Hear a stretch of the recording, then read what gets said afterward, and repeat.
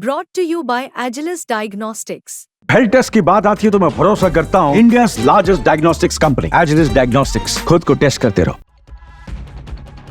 अगले 48 घंटों में चीन के साथ भारत का तनाव पूरी तरीके से लद्दाख में खत्म होता दिखाई देगा। अगले 48 घंटे भारत चीन के बीच बहुत महत्वपूर्ण है।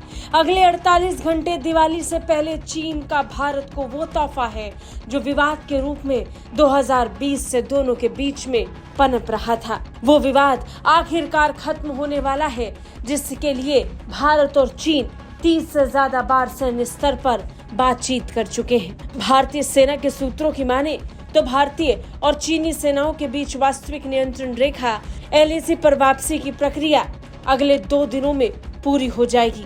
यानी पूरी तरीके से वो इलाका साफ नजर आएगा जहां पर चीन ने कब्जा कर रखा था। चीनी सेना इस हिस्से में पहुंच गई थी, पेट्रोलिंग कर रही थी। चीनी सेना की यहां पर संख्या चौंकाने वाली थी। 2020 के बाद चीन ने इस इलाके की स्थिति पूरी तरीके से बदल दी थी। अब वापस पुरानी स्थिति पर लौटने का वक्त आ गया है। बस 48 घंटे और उसके बाद यहाँ तस्वीर पूरी बदल जाएगी।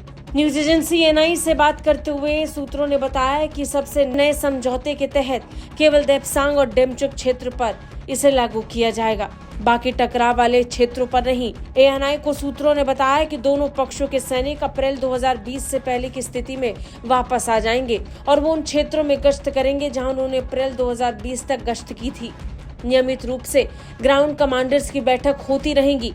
भारतीय सेना के सूत्र ने आगे बताया कि गश्त के लिए सैनिकों की एक विशिष्ट संख्या की पहचान कर ली गई है।